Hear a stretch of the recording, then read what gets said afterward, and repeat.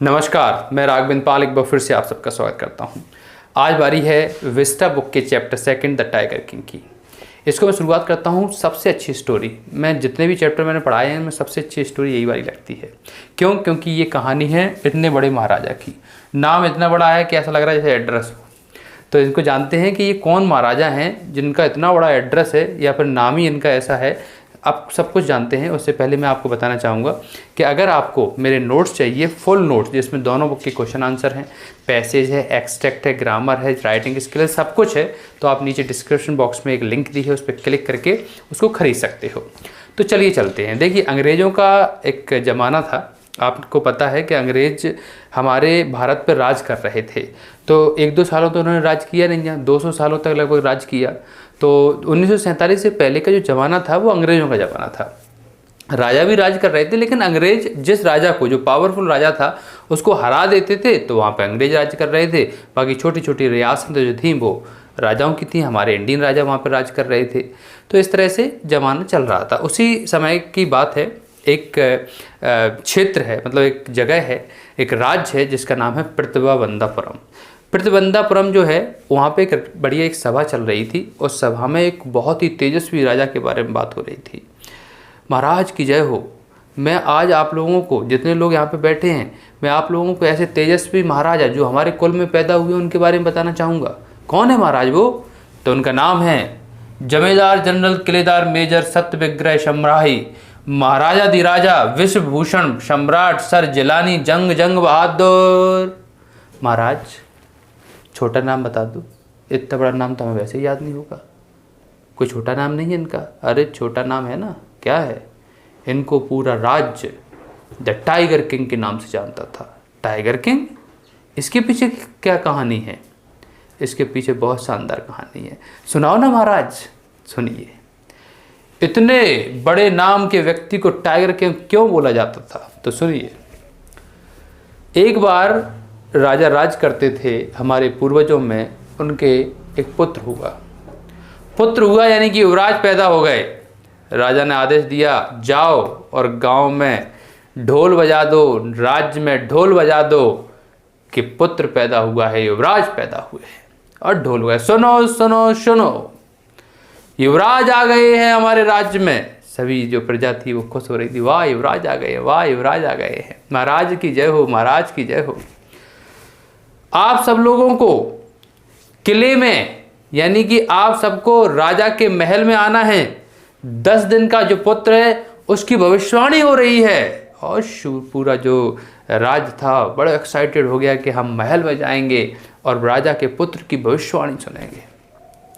पूरा राज्य इकट्ठा हो गया, बड़ा सा दरबार लग गया। राजा का 10 दिन का पुत्र झूले में झूलता हुआ भैया बाहर लाया गया। और एक भविष्यकर्ता जो पंडित जी महाराज थे उस राज्य के, उनको बुलाया गया। पंडित जी की जय हो। राजा ने बोला, खुश रहो राजन। आइए महाराज, मेरे 10 दिन के पुत्र के बारे में कुछ कहिए। उन्होंने अपना पोथी पत्रा निकाला और उसकी राशि वगैरह जो भी ग्रह नक्षत्र होते हैं उनको देखते हुए बोले, महाराज आपका पुत्र बहुत ही तेजस्वी निकलेगा। ये आपके कुल का नाम रोशन करेगा। जय हो जय हो जय हो। लेकिन महाराज एक समस्या है। क्या समस्या है? इसकी मौत हो जाएगी। जब ये बात वहाँ पर बोली जाती है पंडित जी के द्वारा, 10 दिन का छोटा बच्चा, 10 दिन का बच्चा क्या बोल पाएगा? लेकिन आवाज़ आती है। तो पंडित जी महाराज, आपको नहीं पता कि जो इस दुनिया में आया है वो जाएगा? देखा महाराज, 10 दिन का बच्चा कैसे बोल रहा है? 10 दिन का। और सब लोग वहां पर खड़े, वास्तव में ये तो मतलब कोई देवीय शक्ति लग रही है। 10 दिन का बच्चा बालक बोल रहा है। क्या आप बता सकते हो कि मेरी मौत किससे होगी? पंडित जी महाराज ने, हाँ सब ने बोला, बिल्कुल बताइए बताइए। पंडित जी महाराज बोले, मैंने आपकी राशि देखी है। आपकी जो राशि है वो बुल में है और बुल का सबसे बड़ा शत्रु टाइगर होता है। इसलिए हे महाराज, आपका पुत्र यानी कि युवराज जो 10 दिन का बालक होते हुए ऐसे बोल रहा है, इसके तेजस्वी जो गुण है वो आपको साफ साफ दिखाई दे रहे होंगे। इसकी मौत टाइगर से होगी, यानी बाघ से होगी। महाराज चिंतित हो गए। तभी वो 10 दिन का बालक बोलता है, पंडित जी महाराज बोल दो सभी टाइगर से कि युवराज पैदा हो गया है। मैं एक एक टाइगर को छोड़ूंगा नहीं, क्योंकि अगर वो मेरी मौत का कारण बनेगा तो मैं उसकी मौत का कारण बन जाऊंगा। 10 दिन का बालक ही जब बोल रहा था, सब लोग सुनते रह गए। पंडित जी महाराज अपनी भविष्यवाणी करके जा चुके थे। बालक धीमे धीमे बड़ा हो रहा था, समय निकलता चला जा रहा था, अपने प्रबल इरादों को वो दिखा भी रहा था। जब वो बड़ा हो रहा था तो बड़े बड़े शिकार करने लगा था। धीमे धीमे धीमे धीमे वो बालक जब 19-20 साल का हो गया तो उसको राजा बनाया गया, क्योंकि युवराज से राजा तो बनते ही है। नए राजा गद्दी पे विराजमान हो चुके थे, वो राजा ये थे। गद्दी पे विराजमान हो गए, तभी कानाफूसी होने लगी। राज के लोग बातें करने लगे, गांव गांव बातें फैलने लगी कि ये वही महाराजा है, मतलब वही युवराज है जो अब महाराज बन चुके हैं, जिसके बारे में पंडित जी ने कहा था कि इसकी मौत टाइगर से होगी। ये बात राजा के कानों तक पहुंची। मंत्री जी ने तुरंत बता दिया राजा को। राजा जी बोले,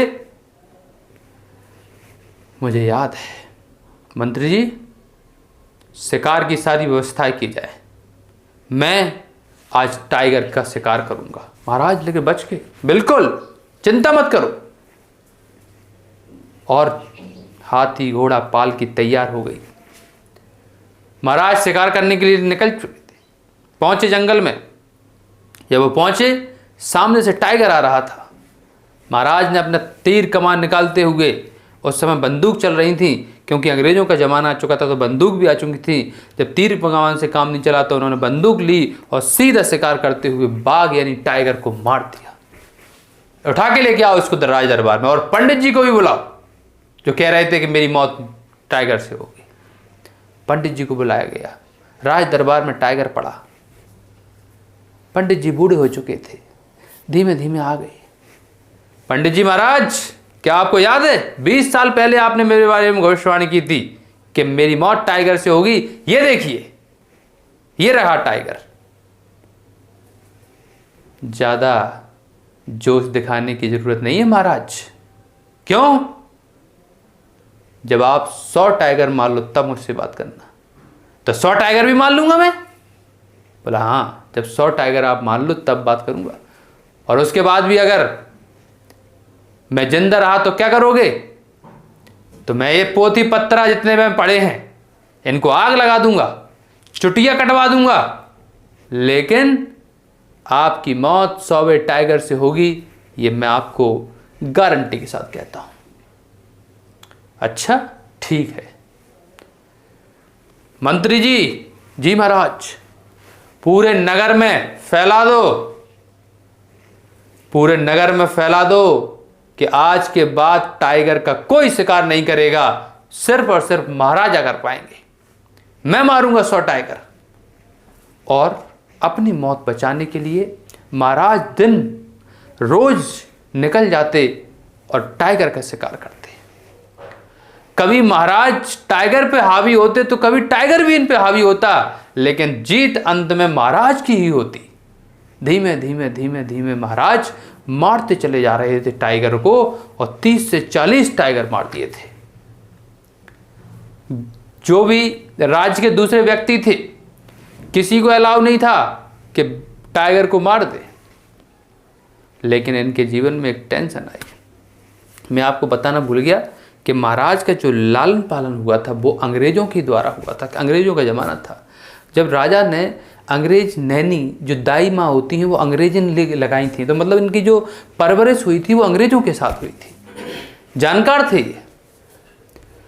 अब क्या हुआ, एक अंग्रेज आया राज्य में। अंग्रेज के अलग शौक।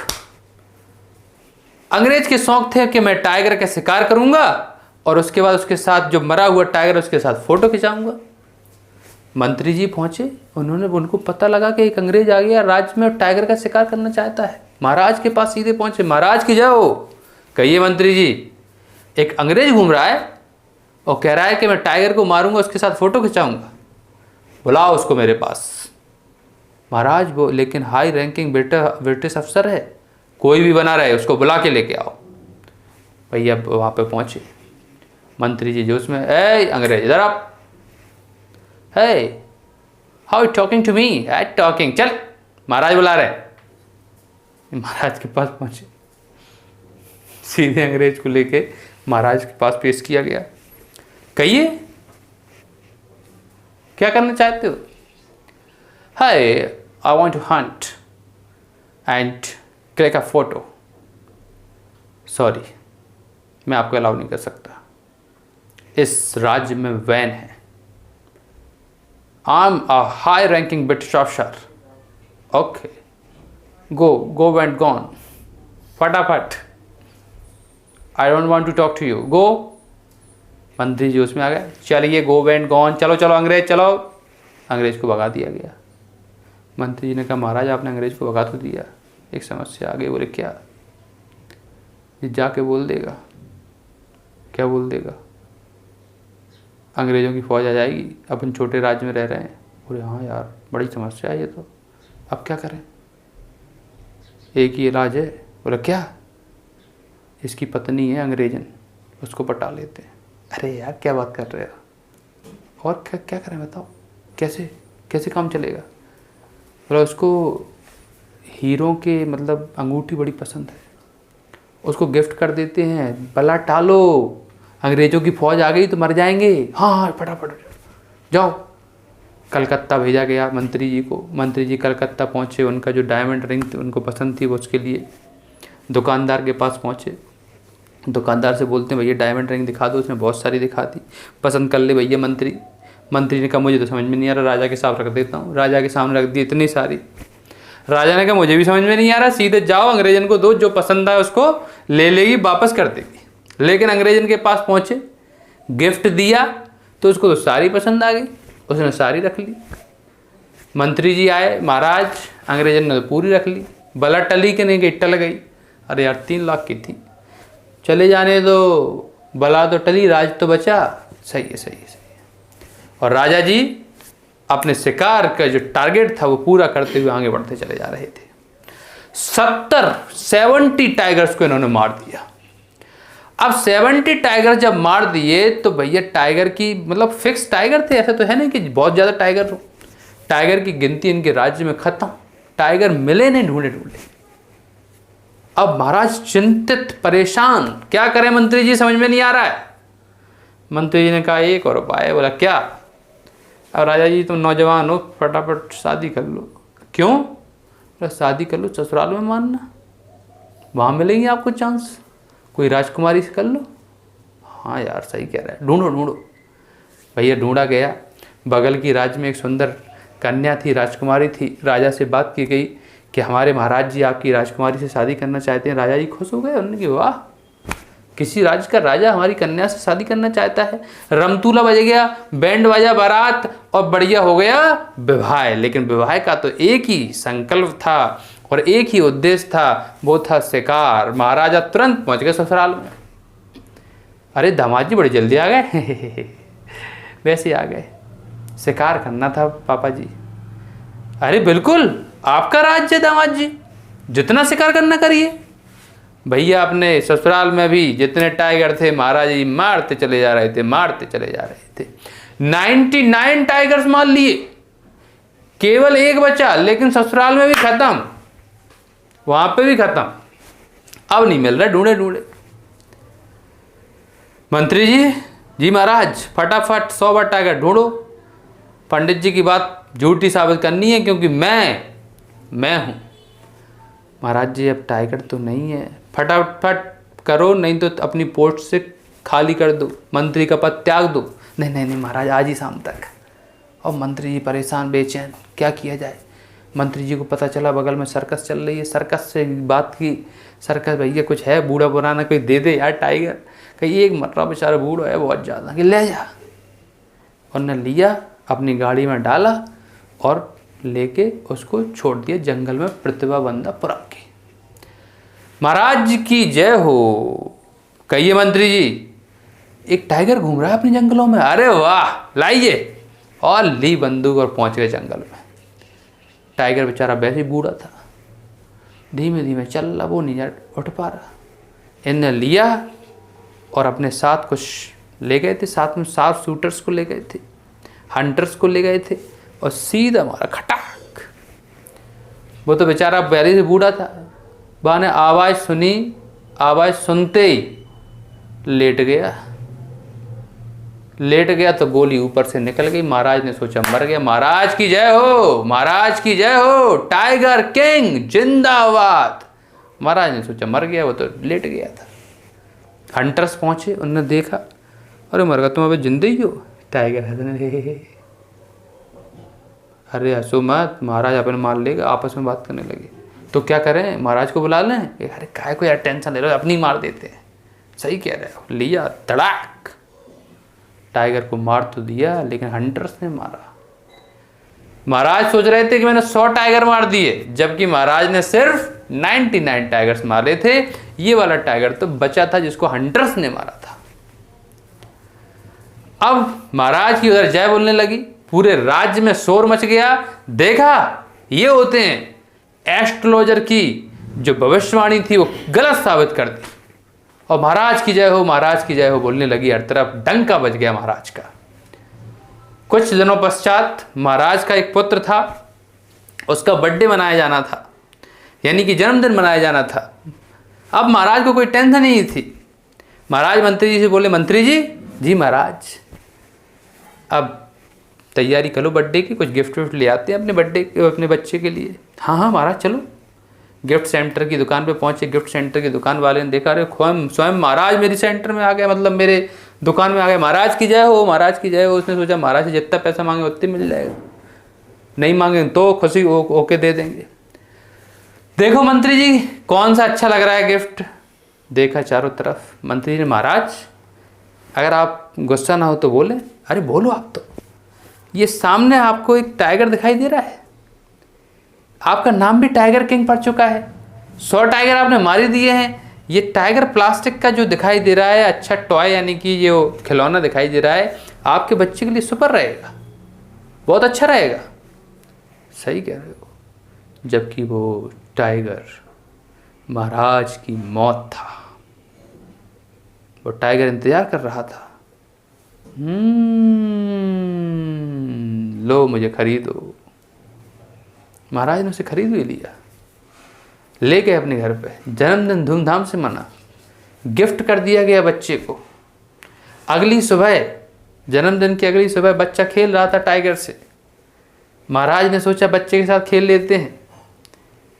महाराज भी खेलने लगे, लेकिन वो तो मौत था। जब उन्होंने इसको पकड़ा तो उसके अंदर एक फांस लगी हुई थी। वो फांस महाराज के हाथ में लग गई। क्या हुआ महाराज? मंत्री जी, मुझे फांस लग गई है, इसको निकालो। लेकिन जब मौत आती है तो पता ही नहीं चलता है। 2 मिनट के अंदर उसका जहर पूरा फैल चुका था, बॉडी नीली पड़ गई थी। महाराज को बचाने के लिए वैद्य को बुलाया गया। वैद्य नहीं सही कर पाए तो अंग्रेजों के डॉक्टर्स को बुलाया गया। ऑपरेशन किया, ऑपरेशन सफल भी रहा, लेकिन महाराज सफल नहीं रहे। महाराज की मौत हो गई, जहर पूरा फैल चुका था। ऑपरेशन जब तक किया गया तब तक जहर ने मार दिया था।